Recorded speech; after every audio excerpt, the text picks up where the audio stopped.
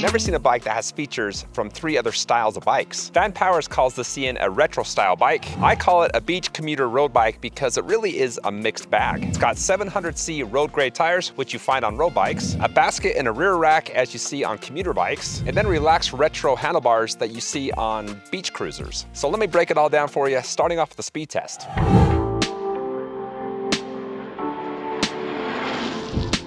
The speed is going to depend on how much pressure you put in the cranks. It's got a Bafang M600 500 watt mid-drive motor, and this thing is all about torque. The more you give, the more it gives, up to a top speed of 26 miles per hour. First test is going to be without any power. I've got it set to pedal assist level 0. I'm on gear 7 on a flat stretch of trail, and it feels just like a normal bike. And casually pedaling on the highest gear on pedal assist 1, that's 14 miles an hour. 2 is 16, 3 is 18, 4 is 20, and 5 is 21, casually pedaling. Now if I increase my RPM, there's 26 miles an hour. I don't have to pedal that much faster. If I really start cranking, there's 27. I'm feeling a lot of resistance. It's pretty much 26 miles an hour. I like the speed separation of each level. Each level was separated by 2 miles per hour. Up to level 5 where I topped out at 21 miles per hour when I was just casually pedaling. And then as you saw, as I upped my cadence, I could get the bike up to 26 miles per hour, which did match the speed rating. And then when I really cranked it, I could get it up to 27 miles per hour, but it's hard to continue that pace for any length of time. It does give you a pretty good workout. This bike has got one of the better mid-drive motors. I'm going to show you how reactive it is from a standstill and at 15 miles per hour. For this test, I'm going to pedal a little bit faster than I typically do and see how long it takes to hit 20 miles per hour.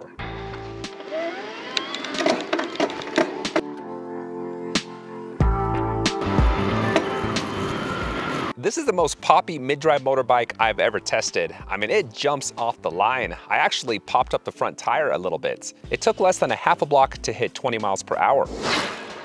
This bike has got one of the better mid-drive motors. I'm going to show you how reactive it is from a standstill and at 15 miles per hour. I'm in gear 1, pedal assist level 5, off the line. Here we go.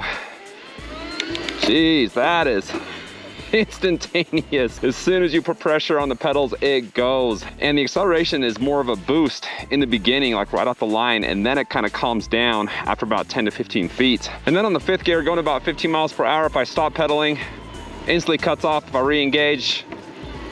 Man, it is, again, as soon as there's any pressure, that torque sensor picks it up and it goes. Well, you got options on how fast you want to take off. That torque sensor is spot on. If you want a gentle acceleration, just ease into your cadence, into the pedals. If you want a fast and abrupt, really crank down on them and you can go, you can take off.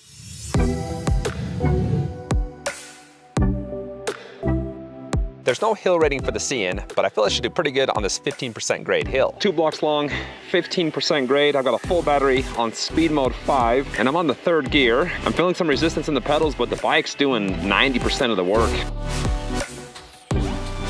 And just casually pedaling, this is the steepest part, down to 6 miles an hour, down to 5. Coming up over the top. At 6 miles per hour, there you go. How fast you want to make it up a hill all depends on you. Again, the more effort you put in, the faster you're going to go. I was just casually pedaling and dipped down to 5 miles per hour for just a couple seconds.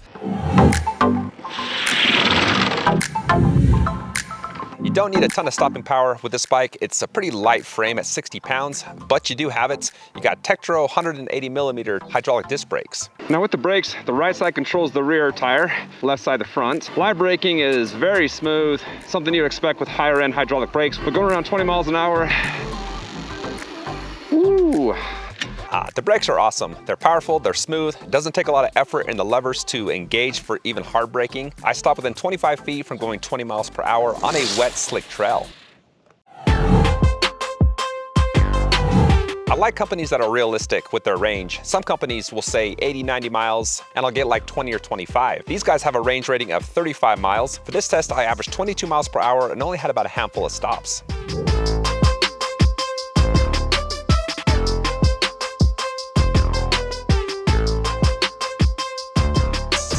My app recorded 22.9 miles with 784 feet of elevation gain. It was cold riding with a temperature of just around freezing, so for warmer riding, I bet I probably could have got closer to 30 miles. Now, as far as power consistency, I felt two power drops. The first one was when the battery hit 20%. I went down from a top speed around 22 miles per hour down to around 19. And then the second one hit when the battery hit 10%. Fastest I could go was about 16, 17 miles per hour. So that's better than average for most bikes as far as power consistency goes.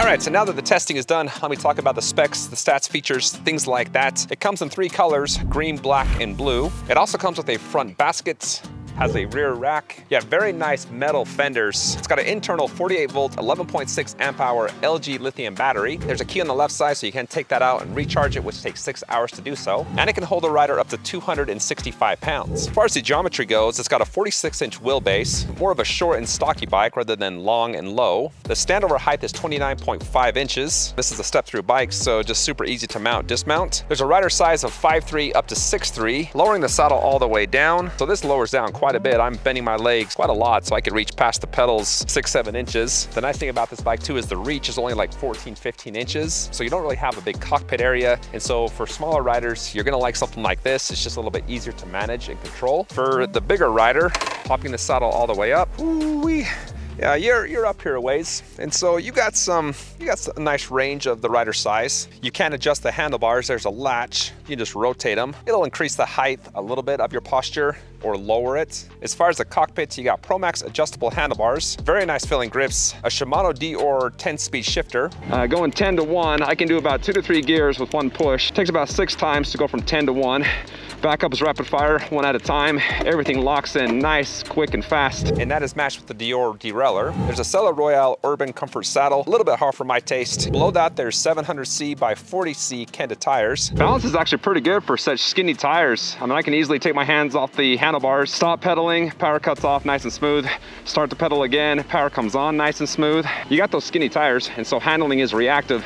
Doesn't take a lot to move this bike around. It doesn't have a lot of weight to it. So if you're a smaller, petite rider, you're gonna enjoy that. It's one of those bikes where if you lean, it responds. And up at the front, there's a Chumna adjustable hydraulic front fork. You can lock that out and adjust it, and there's 50 millimeters of travel. The front fork is fantastic. Really like the suspension. It's not too stiff. I wish they added something like that, like a seat post or something there, because it's butter smooth in the front, a little bit rough in the back. As far as the LCD screen and control pad, on the left is the control panel. Hold down the bottom button, and then just plus and minus to change the pedal assist levels. If you hold down the plus button, that turns on the lights. If you hit the power button, you can scroll through the different readouts, and that's pretty much it. The CN is water resistant, has a 2-year warranty, and free shipping in the lower 48. Overall, guys, my favorite feature with the CN has got to be the motor. I've talked a lot about that throughout the review, but it is just a high quality, smooth, powerful, super reactive motor. It gives the bike more of an effortless riding. So anyway, hopefully that helped you find out more about the C9. I appreciate you guys hopping on here and checking out my content. My dog appreciates that too. Thanks for watching, and I'll see you next time.